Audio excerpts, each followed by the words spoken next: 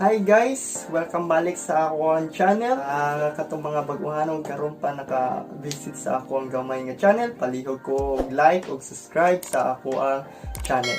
So ang topic karon sa atong video kay about sa unsay mga sekreto man sa atong cellphone nga dapat ato babal-an para iwas lag o papakusog sa atong signal. Ang topic jud kay about unsaon nato pag-open sa developer option o mga features na pwede nato i-on o makatabang sa ato ang cellphone. So unsa ba tong ginahulat? Let's start.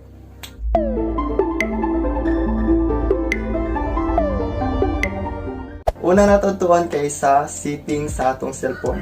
Kanina siya applicable ni siya sa tanan-tanan, dili lang sa ako ang cellphone kundi sa inyo ha, basta as long nga inyo ang cellphone kay Android. Adto ta sa about phone. Pag adto na to sa about phone, i-on man natong developer option. So atong pangitaon kay ako Xiaomi man ako cellphone. So ato ang pisliton dire kay MIUI version ako. Or sa inyo ako, Realme man na inyo cellphone, UI version, kung Vivo man na ay VATE or build number.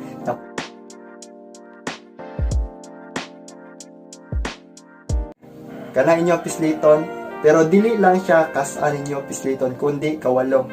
So, pisliton na to kawalo. Pag pisliton to kawalo, maingon na siya. Sa ako kay already developer naman ako, maingon na siya no need because I'm already a developer. Pero sa inyo ha, kung wala pa ninyo na na-unlock, sekreto man na sa mga cellphone gagit.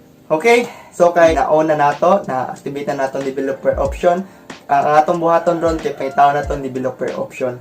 Kadalasan kasi makita ang developer option sa additional settings tapos naana dire ang developer option.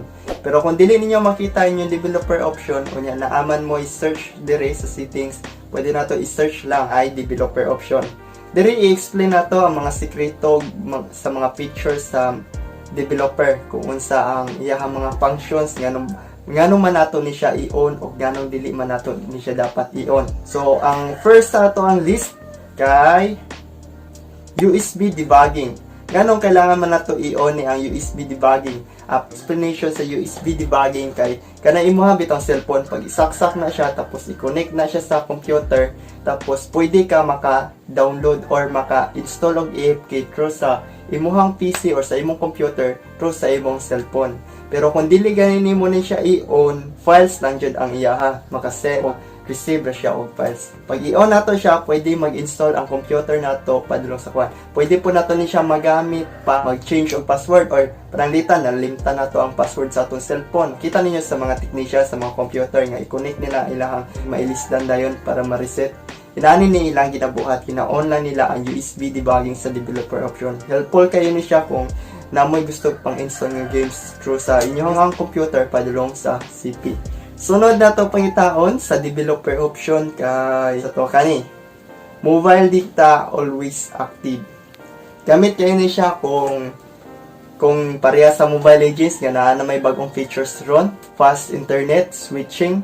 Kani siya, advisable kayo ni siya nga i-on. Kani mobile data, always active.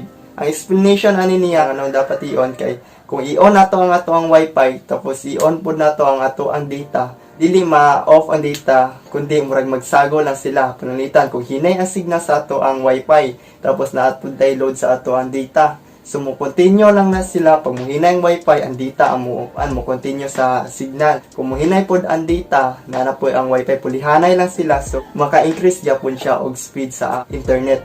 Kaysa sa wifi lang. Tapos, kung mag-i-on mo ang data, dili mo gana ang data, kaya naka-on ang wifi. Kailangan pa nimo i-close ang imong wifi bago nimo magamit ang data.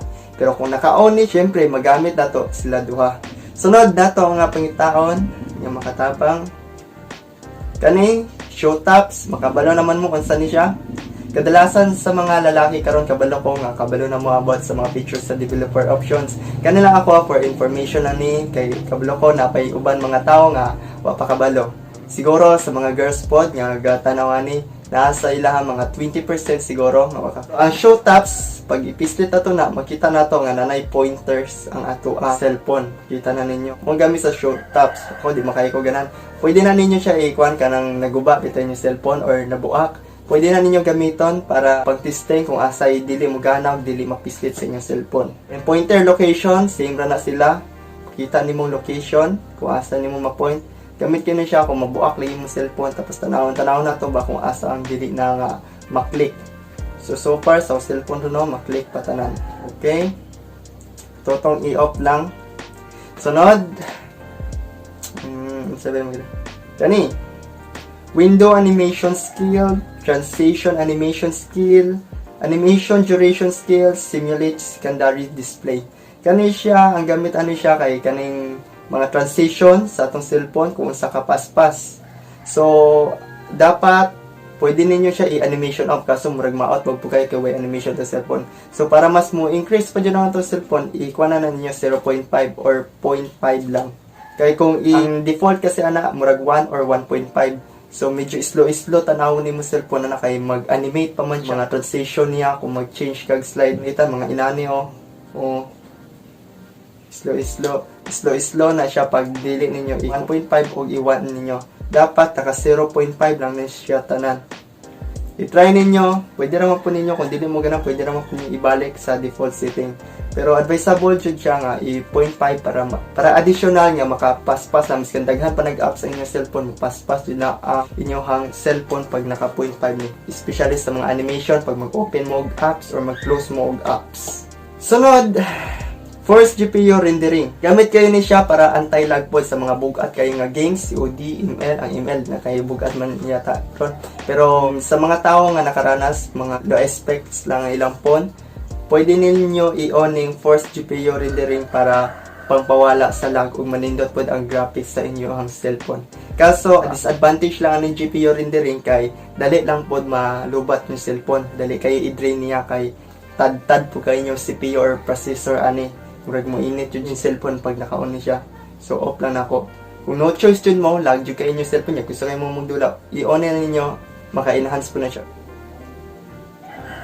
Kani, don't keep activities. Magamit po ninyo ni kung dili mo hilig ka ng mga inani tapos exit ninyo, dili mo hilig nga mag-iris-iris sa inyong mga settings, pwede po na ninyo nga i-on to ninyo ang don't keep activities para mo automatic lang ang system nga palong. Ang naka-disadvantage lang po niya kay gamay lang gani mo exit lang po ka mo diretso i-off dito niya wala jud siya ibilin nga activity sa imong cellphone. Ang naka-positive po dani niya pag i-on to nimo ang don't keep activities makatabang siya paspas sa imong cellphone kay tungod wala may background running. Ang kanang background running kay pananglitan gadula kag email. Tapos naka-open to last recently mo nga apps, Messenger, Facebook. So while gadula kag ML mo open mo pop up do siya. Pero kung i-on to nimo, dili to siya mo pop-up kay tungod dili mo sugot ang system nga pag kung naay ga-open, focus lang jud sa ga-open katong mga background ipang-off jud to niya, ipasarado jud to niya, for stop jud niya ang mga apps nga ga-background. Okay, asa naman ta? Ito sa don't keep activities kani kung i-on na to. Pero kung dili mo gusto nga kuan kay mopalong na yon, pwede na to buhaton nga standard limit, but nga na nato limit butang nato 2 processes. Advice na ko, pwede 3 at most 3 processes. Kaya pwede pag open ninyo 3 ra ay pwede mo-open na buta na to. Mag-open tag gallery. Sunod, open tag browser. So, pwede ra siya mag-run tulo ra ka buok. Pag malapas na aning tulo ka buok, pwede nga i-off na to sa ato ang cellphone. So, gamit kayo ni siya kay makontrol na to kung saray dapat nga magdagan sa ato ang cellphone para makasave ta og battery, dugay malubat ang battery og mo enhance ang speed, dili kayo lagger ang atong cellphone. Sunod, first allow app to write on external storage. Naka-on yun ni ako. Advisable ni siya sa mga gagamit o mga SD card katong mga gagmay ra kayo og memory card storage ang ila cellphone. Especially kung imong cellphone kay nara sa 16 gig, 32 gig. Advisable jud kayo ni siya nga andyan na to. I-force app to write on external storage kay para kung unsay i-save sa iyang mga cellphone sa mga app, mga cache sa app, mga data sa external niya nga i-save. So, paminaw na ko, murag maora ni dapat na ko i-share sa kaninga video kay murag taas-taas na. So, salamat kayo sa pagtanaw. I hope nga namoy natun-an ani nga video. Kung naaman unta, like, subscribe.